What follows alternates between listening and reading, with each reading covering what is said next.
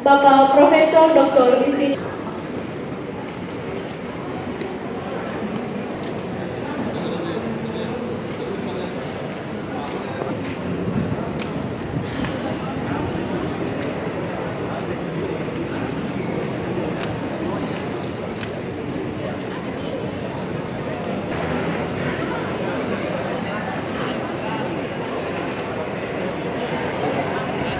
Bapak Ibu dan adik-adik mahasiswa peserta seminar, saya dapat kebahagiaan mengungkapkannya waktu kita tidak terbatas. Kalau saya ceritakan adalah kalau di mahasiswa S2 S3 seperti menceritakan wanita cantik. Wanita cantik, pokoknya ceritanya berlanjut terus, tapi nggak berani nangkap.